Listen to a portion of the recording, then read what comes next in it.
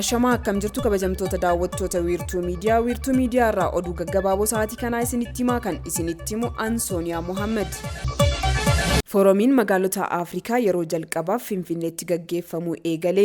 Fooramiin magaalota Afrikaa Itiyoophiyaan yeroo jalqabaaf qopheessite magaalaa Finfinneetti gaggeeffamuu eegalee jira. Fooramichi mata duree misooma magaalota waaraa ajandaa ce'umsa Afrikaa 2063 jedhuun galma yaadannoo injifannoo Adawaatti gaggeeffamuu eegalee jira.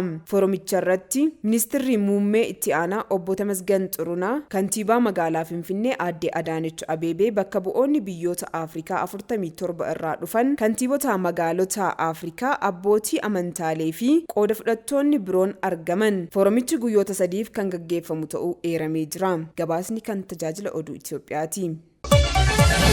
Lola Suudaanii fi Itoophiyaa keessatti gaggeeffamaa jiru hordofuun lammiileen Suudaan 700 ol daangaa Galabaatii fi Matammaatti danqamanii kan argaman ta'uu gabaafamee jira.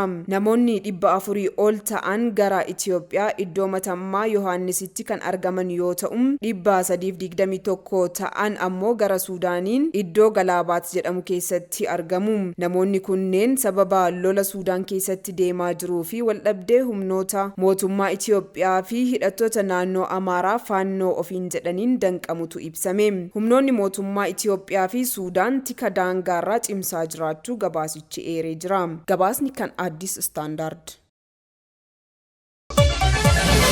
Taarifni haaraan tajaajila elektirikaa fulbaana 2017 irraa eegalee hojiirra oola jedhame. Taarifni haaraan tajaajila elektirikaa fulbaana 2017 irraa eegalee hojiirra kan oolu ta'uu tajaajilli elektirikaa Itoophiyaa beeksise. Bara baajataa 2016 keessa dhaabbatichi galii birrii biiliyoona 42.5 walitti qabu hojii raawwachiisaan olaanaan tajaajilichaa Injiinar Shifarraa'u Taliilaa himanii jiru. Bara baajataa darbee kana keessa maamiltoota haaraa 427 horachuus himan. Taarifni haaraan fooyya'ee qophaa'ee fulbaana 2017 irraa eegalee hojiirra kan oolu ta'uu dubbatanii jiru.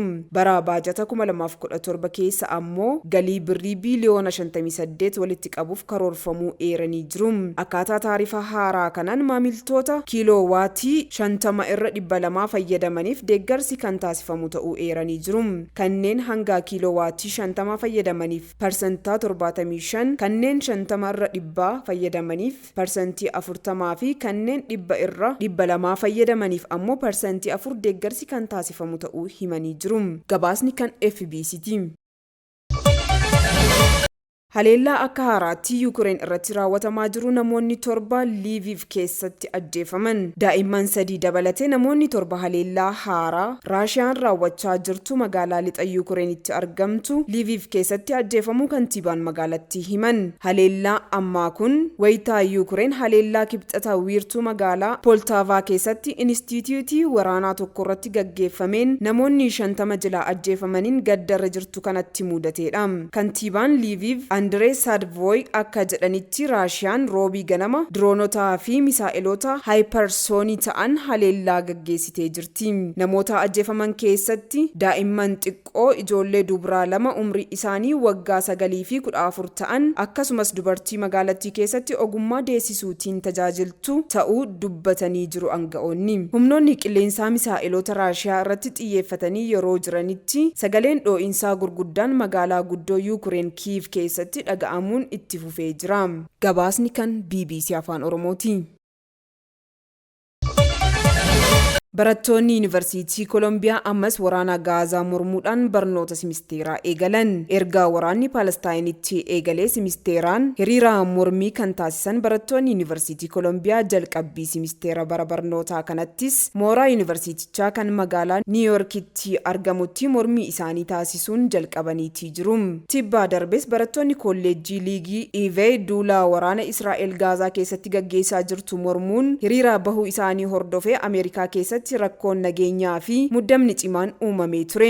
Kibxataa darbees guyyaa jalqabbii simisteera barnootaa barattoota Yuunivarsiitii Koolombiyaa kanattis namootni baay'een mormii barattoonni kunneen taasisan ilaaluuf mooraa yuunivarsiitichaa duratti walitti qabamuun hordofaa turan. Barattoonni kunneenis haaluma eeggameen mormii isaanii ibsataa turan. Hiriira kana boodas poolisiin yoo xiqqaate namoota 2 to'annoo jala oolchullee mormichi karaa nagaan xumuramuu ibse.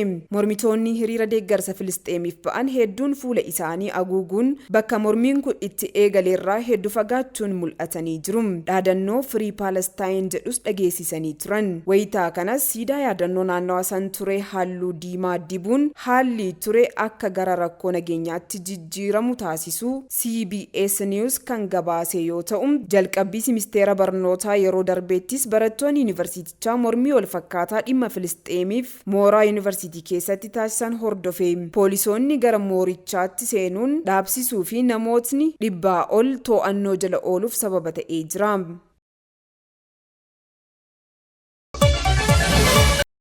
Ameerikaatti daa'imni waggaa 11 kantiibaa duraanii fi intala isaa dhukaasee ajjeese. Ameerikaa kutaa bulchiinsa Luuziyaanaa keessatti daa'imni waggaa 11 kantiibaa duraanii fi intala isaa umriin ishee waggaa 31 taate Keishaa Maayils jedhamtutti mana jireenya isaanii keessatti rasaasa itti dhukaasuun ajjeese. Daa'imni kun gochaa kana raawwachuu isaa kan amane ta'uu ibsamee jira. Daa'imni kun namoota lamatti dhukaasee ajjeesuun hidhamee kan jiru yoo ta'u, mirga wabii doolaara 500,000 ba'us argatee jira. Itti gaafatamaan poolisii Jared Makleevaa kaleessa ibsa kennaniin taatee kanaan guutummaan magaalaa Miindeen rifatee jira jedhan. Ta'us garuu amma xiqqoo boqatee jira. Sababbiin isaas namni yakka kana raawwate qabamee jira jechuun himan. Qorannoo bakka yakki kun itti raawwatametti taasifameen namoota lamaan ajjeesuudhaaf meeshaalee 2 faayidaarra oolan argamanii jiru. Bakka taateen kun uumametti daa'ima kanarratti jalqaba qorannoon yeroo taasifametti wanta uumamee ture ilaalchisuun kan dubbate kan nama hin amansiifne akka ture qondaalli poolisii kun ibsee jira. Ta'us garuu gochaa kana raawwachuu amanee jira. Haa ta'u malee qorattoonni daa'imni kun yakka kana maaliif akka raawwate ragaan agarsiisu akka hin argamin dubbatee jira. Hanga ammaatti wanti beekne hin jiru. Taateewwan walitti fiduudhaaf dhimmicha raga'uudhaaf carraaqaa jira jechuudhaan dubbatan Makleevar. Gabaasni kan BBC Afaan Oromooti. Kabajamtoota daawwattoota wiirtuu miidiyaa oduun gaggabaaboon sa'aatii kanaaf isinitti himaa turre kan hanga ammaa daawwattaniidha. Waan nu daawwattaniif galatooma. Turtii gaarii.